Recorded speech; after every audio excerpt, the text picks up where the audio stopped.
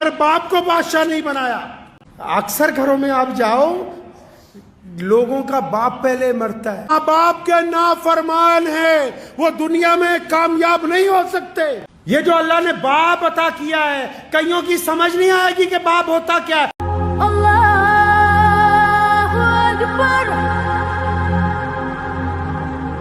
आप जब माओ को देखोगे ना, माएँ जब अपने बच्चे को उठाती हैं, मैं बार बार याद दिला दूं कि माओ की अजमत में कोई कमी नहीं है, लेकिन माँ जब अपने बच्चे को उठाती है वो उसको गोद में उठाती है। माँ जब अपने बच्चे को उठाती है अपनी कमर के साथ लगाती है, लेकिन बाप जब अपने बेटे को, बाप जब अपनी बेटी को, बाप जब अपनी औलाद को उठाता है तो उनको अपने कंधों पर बिठाता है। क्यों?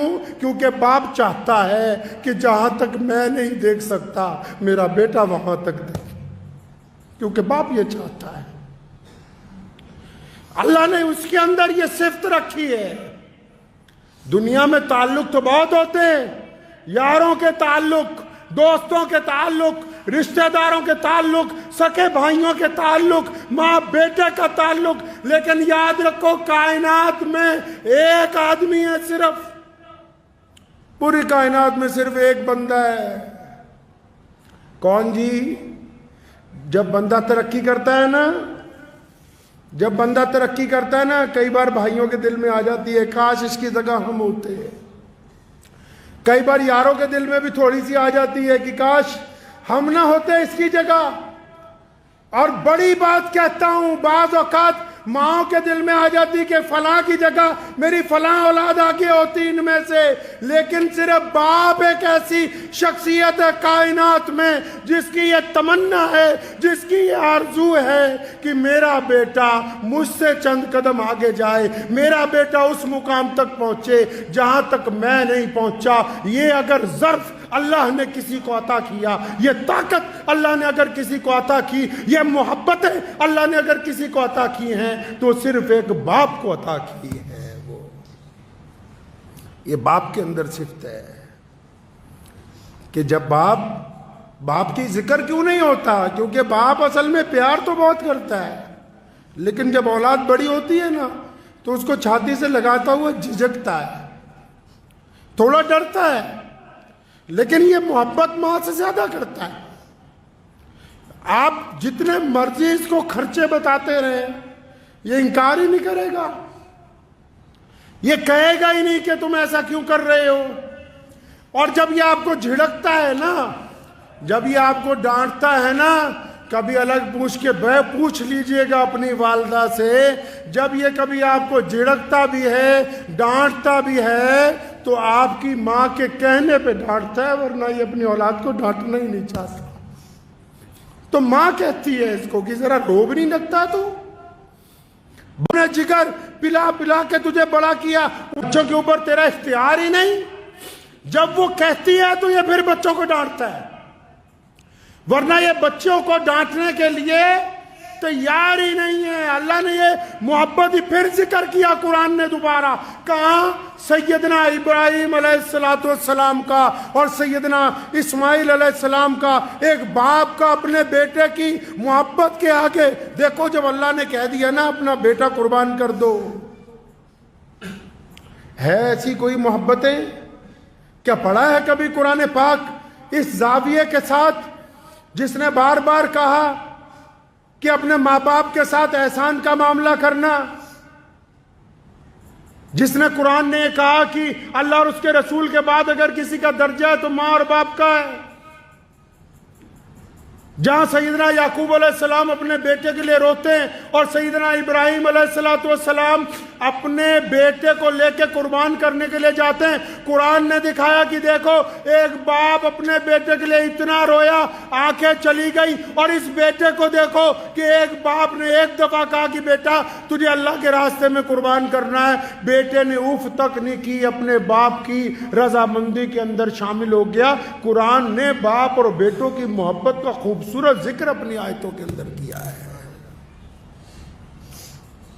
ये वो रिश्ता है, ये वो ताल्लुक है जिसका लोग जिक्र ही नहीं करते, बताते ही नहीं।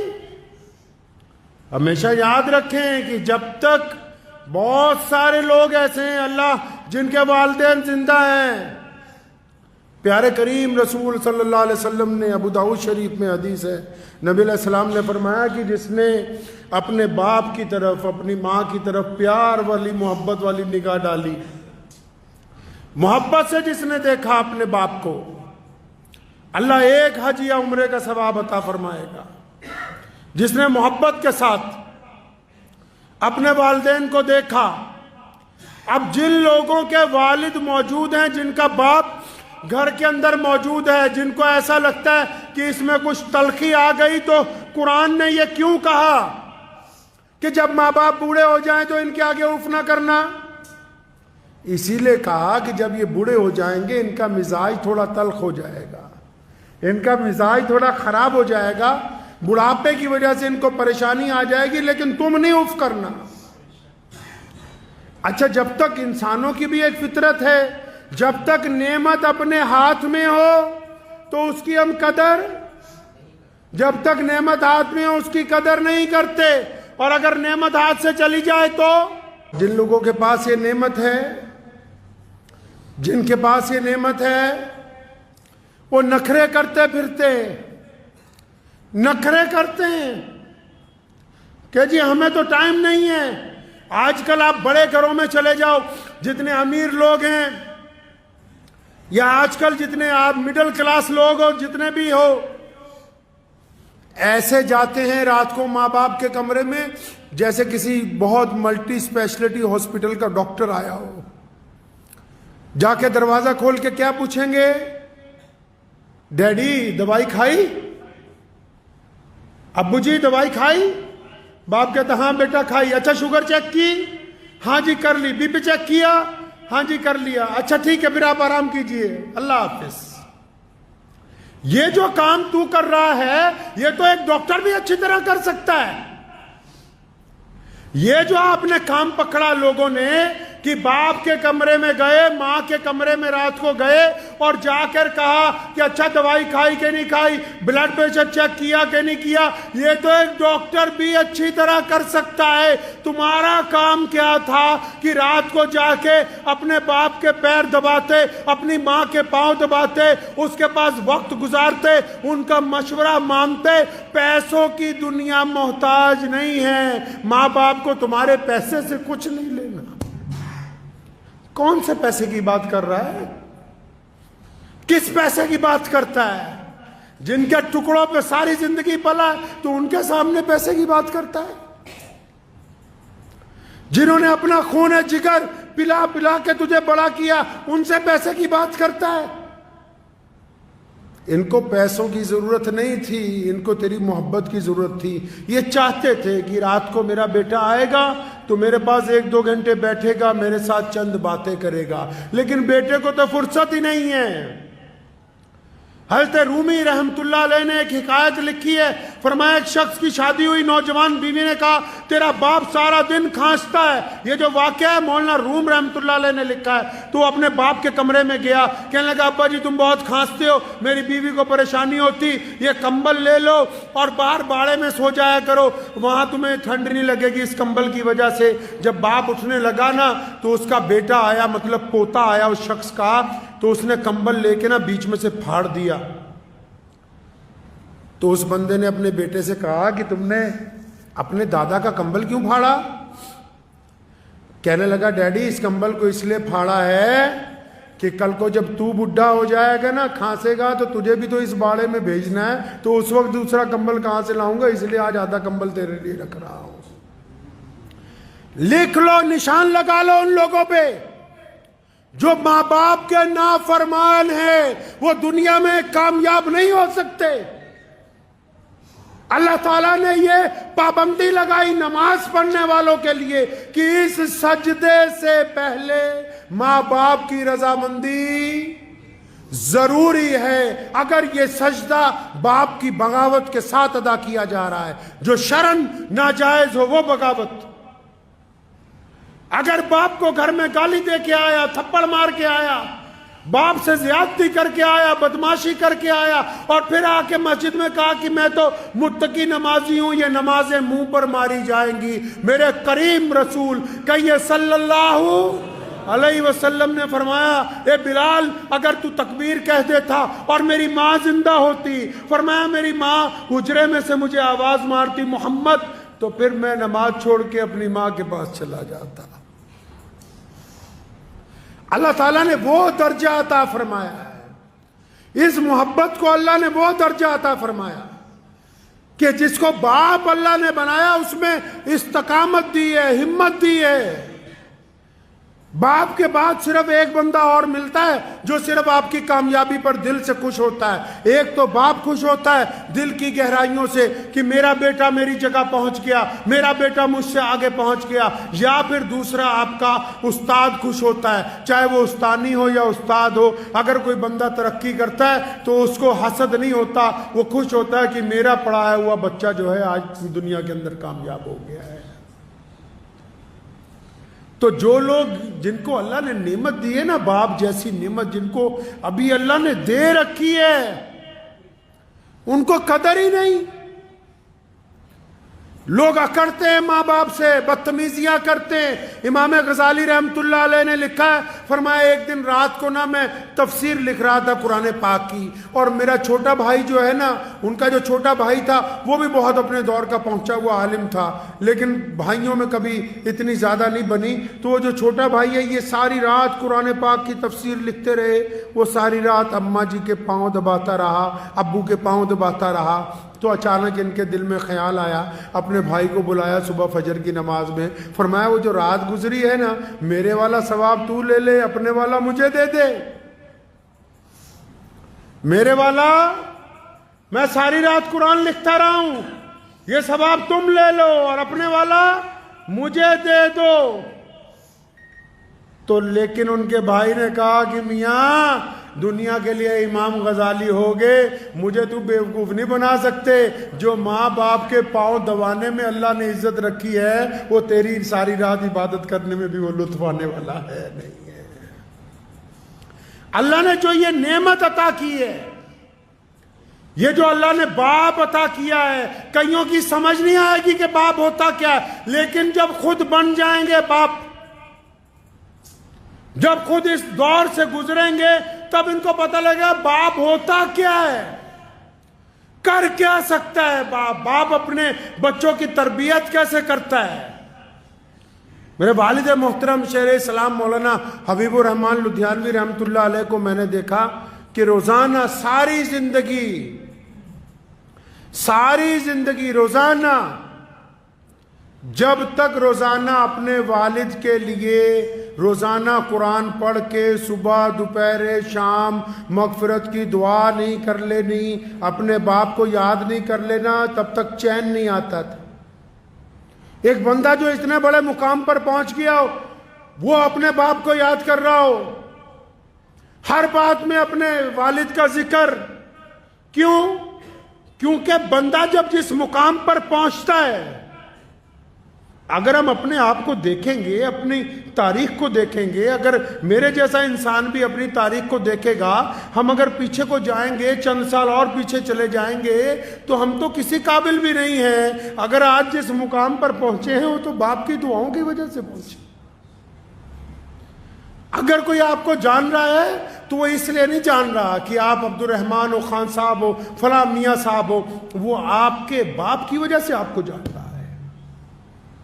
یہ جو نعمت اللہ تبارک و تعالیٰ نے آپ کو عطا کر دی، جو اگر آپ اس کی نافرمانی کریں گے، امام غزالی رحمۃ اللہ علیہ نے لکھتا ہے اپنے مکتوبات میں کہ ماں باپ کے نافرمان کو دنیا میں سزا ملنی طے ہے۔ جو اپنے خاص کر لوگ باپ کی بڑی بدتمیزی کرتے ہیں، بے حرمتی کرتے ہیں، تو پیارے کریم رسول صلی اللہ علیہ وسلم نے فرمایا کہ ماں کے پیروں کے نیچے، اور جنت کہاں رکھی جی؟ ماں کے پیروں کے نیچے۔ جنت کہاں رکھی؟ اور بولو جنت کہاں رکھی؟ ماں کے پیروں کے نیچے، جنت ماں کے پیروں کے نیچے، سارا سرمایہ ماں کے پیروں کے نیچے، اور قربان جاؤں محمد الرسول اللہ صلی اللہ علیہ وسلم پر، ایک لفظ میں ہی ساری بات مکمل کر دی۔ فرمایا جنت ماں کے قدموں کے تلے ہے، لیکن باپ جنت کا دروازہ ہے، اب تیری مرضی ہے اسے کھول کے رکھ، تیری مرضی ہے اس کو بند کر دے۔ تو باپ جنت کا دروازہ ہے۔ جن کو اللہ نے یہ نعمت دی ہے وہ اس کی قدر کریں گے۔ اگر ماں باپ کے لیے 4 لوگوں کے لیے کہا نا کہ ان کی دعا رد نہیں ہو سکتی، ان 4 میں دوسرے نمبر پہ کون ہے؟ نبی علیہ السلام نے فرمایا کہ جب کوئی باپ اور جب کوئی ماں اپنی اولاد کے لیے ہاتھ اٹھاتا ہے، بھائی جب کوئی ماں باپ اپنی اولاد کے لیے ہاتھ اٹھاتے ہیں تو اللہ ان کو خالی نہیں لوٹاتے ان ہاتھوں کو۔ تو جن لوگوں نے ماں باپ کی ناقدری کی ہے وہ جتنا مرضی زور لگاتے رہے۔ بہت سارے لوگ نا کامیابی کا نسخہ پوچھنا چاہتے ہیں۔ اکثر لوگ ذکر کرتے ہیں کہ ہم نے بڑا آدمی بننا ہے، ہماری زندگی کا تجربہ تو بس اتنا ہی کہتا ہے۔ زندگی کا تجربہ یہ کہتا ہے آپ اپنے باپ کو بادشاہ بنا کے رکھیں، دنیا کی کوئی طاقت آپ کو شہزادہ بننے سے روک نہیں سکتی ہے۔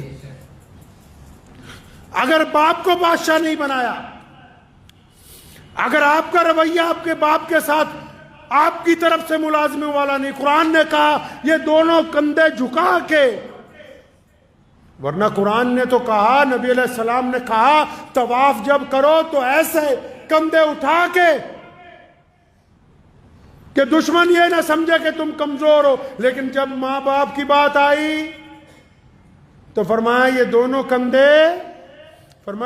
کندھے جھکا کے اپنے ماں باپ کے سامنے بڑی عاجزی کے ساتھ، بڑی انکساری کے ساتھ ان کے ساتھ پیش آؤ، کیونکہ یہ ایک ایسی دولت ہے جس دن آپ کے ہاتھ سے چلی جائے گی آپ یاد کرو گے آپ کو ملے گی نہیں، ڈھونڈو گے ہی نہیں، بستی بستی ملنے کے نہیں نایاب ہیں، تلاش کرتے پھرو گے۔ کچھ باتیں ایسی ہوتی ہیں جو ایک بیٹا صرف اپنے باپ سے کر سکتا ہے، دل کی تختی پہ لکھ کے لے جائیے۔ کچھ باتیں ایسی ہوتی ہیں جو ایک بیٹا صرف اپنے باپ سے کر سکتا ہے، جو ایک بیٹی صرف اپنی ماں سے کر سکتی ہے، اور یہ بیٹا اور بیٹی اس وقت تک شہزادے شہزادی ہیں جب تک ان کے ماں باپ حیات ہیں، اور اگر یہ نہیں ہوں گے، یہ تمہیں خام خیالی میں ڈالتے ہیں دنیا والے کہ ماں باپ کو اولڈ ہوم پہ ڈالاؤ۔ جن کے ماں باپ اولڈ ہوم میں زندگی گزارتے ہیں ان سے بدقسمت بچے دنیا میں کوئی دوسرے نہیں ہیں، ان سے زیادہ بدقسمت بچے نہیں ہو سکتے دوسرے کوئی، جنہوں نے اپنے ماں باپ کو یتیم خانے کے اندر ڈال دیا ہو، ان سے زیادہ بدقسمت کون ہو سکتا ہے؟ تو ان ماں باپ کے تو روزانہ اگر پیر دبائے جائیں، ماں باپ کی خدمت کی جائے، ماں باپ کے چہرے کو بار بار دیکھ لیا جائے۔ بہت سارے لوگ ایسے جن کو ابھی یہ بات سمجھ نہیں آئے گی، لیکن اگر ادھر باپ کی جان نکلی ادھر سارا کچھ سمجھ آ جائے گا تمہیں 1 منٹ میں کیا ہو گیا یہ۔ کئی یہ سمجھتے ہیں کہ نہیں ہمارے باپ کو عقل نہیں ہے، جس نے تمہیں پال پوس کے اتنا بڑا کر دیا اس کو اللہ نے تم سے کئی سو گنا زیادہ عقل دی ہے۔ ٹھیک ہے وہ اسکول میں نہیں پڑھا، ٹھیک ہے اس کو عربی نہیں آتی، ٹھیک ہے اس کو انگریزی بولنی نہیں آتی، مان لو اس کو حساب کرنا نہیں آتا، لیکن آنکھوں کی جو اندر ارادے ہیں، چہرے کے جو خد و خال ہیں، انسان کا جو مزاج ہے، آپ کی طبیعت کس وقت کیا چاہتی ہے، یہ ایک باپ سے زیادہ دنیا میں کوئی نہیں سمجھ سکتا۔ یہ بچہ بھوک کے لیے تڑپ کے آیا کہ پیسے مانگنے آیا، کہیں گھومنے کی اجازت مانگنے آیا کہ کسی سے نکاح کی اجازت لینے کے لیے آیا ہے، یہ غصے میں آیا ہے کہ محبت میں آیا ہے۔ تمہاری چال کو، تمہاری ڈھال کو اگر کوئی سمجھ سکتا ہے پہلی نگاہ کے اندر تو وہ صرف آپ کا باپ ہے، اس کے علاوہ یہ صفت ہے ہی کسی کے اندر نہیں۔ تو جن کو اللہ نے یہ نعمت دے رکھی ہے میرے بھائی، اللہ کو اللہ نے جن حضرات کو یہ نعمت دی ہے کہ چاہے ماں باپ 80 سال کے ہو جائیں، 90 سال کے ہو جائیں، چاہے ماں باپ 100 سال کے ہو جائیں. میں نے اپنی دادی محترمہ رحمت اللہ علیہ کا ایک واقعہ مجھے یاد آتا ہے. میرے والد، اللہ نے ان کو بڑی عزت عطا فرمائی، پوری دنیا میں جاتے تھے، ہزاروں لوگ ساتھ ہوتے تھے. تو میں نے اپنی دادی کو دیکھا آخری عمر میں کہ جب والد صاحب رحمت اللہ علیہ گھر سے نکلتے تھے تو انہوں نے بلا کے کہنا کہ بیٹا حبیب ایسا ہے، سامان رکھا ہے؟ جی ہاں رکھا ہے. فلاں چیز بیگ میں رکھی ہے؟ فلاں دوائی رکھی ہے. تو خود بذات خود بستر پہ ہونے کے باوجود، تو ایک دن میں بذات خود ذہن میں سوچتا رہا کہ یہ جس بندے کو ہماری دادی نصیحت کرتی ہے، اس کے ساتھ تو 50 لوگ چل رہے ہیں، اتنے خادم ہیں، ہر جگہ آگے پیچھے گاڑیوں کا ریل پیل ہے. یہ پھر ذہن نے یہ کہا کہ آپ یہ نہ دیکھیں کہ یہ نصیحت ہے، یہ ایک بہت بوڑھی ماں کے دل میں اپنی اولاد کے لیے محبت کا جذبہ ہے، جو ہمیشہ جوان رہتا ہے، بڈھا نہیں ہوتا ہے. جو ماں باپ کی محبت ہوتی ہے نا جی، میاں بیوی کی محبت اولاد کے بعد آتی، بھائیوں کی محبت کاروبار کے بٹوارے کے بعد آتی، یار دوستوں کی محبت تعلیم کے بعد آتی. کائنات میں اگر کوئی محبت جو روح کا رشتہ، جو خون کا رشتہ، جو ہڈیوں کا رشتہ، جو جسم کے ساتھ اگر کوئی جڑا ہوا رشتہ ہے، جو دن بدن عروج پر جاتا ہے دور ہونے کے باوجود، وہ صرف باپ کا، ماں کا رشتہ، اس کے علاوہ کوئی اور رشتہ ہے ہی نہیں ہے. تو میری ان سب نوجوانوں سے گزارش ہے، ان سب بھائیوں سے، بہنوں سے، بیٹیوں سے جن کے ماں باپ زندہ ہیں، اپنے ماں باپ کی قدر کر لو. یہ نعمت دوبارہ بازار میں نہیں ملنی، یہ والی نعمت نہیں ملنی. باقی سب کچھ مل جائے گا، تمہیں یار مل جائیں گے، دوست مل جائے گا، اولاد اور آ جائے گی. کون سی نعمت نہیں ملنی بھائی؟ ماں اور باپ والی نعمت نہیں ملنی. اور باپ کی صفت میں ایک اور تاریخی بات بتاتا چلوں آپ کو. آج آپ نے اکثر دنیا میں دیکھا ہوگا کہ آپ دنیا کے کسی ملک میں چلے جاؤ، آپ نے اکثر دیکھا ہوگا باپ پہلے مر جاتے ہیں. دیکھا؟ باپ پہلے مر جاتا ہے گھر میں. کیوں؟ اکثر گھروں میں آپ جاؤ، لوگوں کا باپ پہلے مرتا ہے. کیوں؟ اس پر بوجھ اتنا ڈالا گیا ہے، اس کے کندھوں پر بوجھ اتنا ہے، اور اللہ نے اس کو طاقت ایسی دی ہے کہ یہ اپنے غم رو کے دردناک طریقے سے نہ اپنی پریشانی اپنی بیوی کو کہتا ہے، نہ اپنی پریشانی اپنی اولاد کو کہتا ہے. اس لیے باقی رشتے والے لمبی عمریں گزارتے ہیں، لوگوں کا باپ زیادہ دیر زندہ نہیں رہتا ہے. بوجھ اتنا ہے اس کے اوپر. لیکن اس کی خودداری دیکھو، بوجھ کو برداشت کرتا ہے، قبر کو قبول کر لیتا ہے. اور قربان جاؤں، حدیث پاک میں آیا قیامت والے دن ماں باپ کی تڑپ بچوں کے لیے ختم نہیں ہوگی. جنت میں چلے جائیں گے تب بھی اللہ سے سوال کریں گے، ماں بھی اور باپ بھی، کہ یا اللہ ساڈے بچے کتنے، بچے کہاں ہیں؟ اور پھر اللہ نے بڑی شان رکھی ہے ان کی، اللہ نے ماں باپ کی بڑی شان رکھی ہے. پھر یہ نہیں کہا کہ جاؤ اپنے بچوں سے مل لو، فلاں جنت کے فلاں محل میں ہے. نہیں، فرشتوں کو حکم ہوتا ہے، کیونکہ یہ ماں باپ ہیں، بڑی عظمت والے ہیں، ان کے بچوں کو بولو کہ آ کر ان کے ساتھ ملاقات کر لے. یہ نہیں جائیں گے ملنے کے لیے. تو ہمیشہ اس رشتے کی قدر کیجئے. اگر باپ میں کچھ تلخی ہے، مزاج میں گرمی ہے، تو اپنی محبت کی طاقت سے اس کو تبدیل کیجئے، اپنے گھر کو خوشگوار بنائیے. اور یاد رکھو، بس کسی پیر بابے کے پاس جاؤ کوئی بات نہیں، لیکن اپنے باپ کے پیر پکڑ لو، اپنی ماں کے پیر پکڑ لو، اپنے باپ سے روز دعا کروا لیا کرو، اپنی ماں سے روز دعا کروا لیا کرو، جن کے ماں باپ نہیں ہیں ان کی مغفرت کی روز دعائیں مانگ لیا کرو، اور جس بندے کے ماں باپ اس کے لیے روز دعا کرتے ہو، دنیا کا بڑے سے بڑا بادشاہ بھی اگر اس سے ساتھ ٹکرائے گا تو وہ زمین پر گر جائے گا۔ ماں باپ کی دعا کے آگے دنیا کی کوئی طاقت ٹک نہیں سکتی۔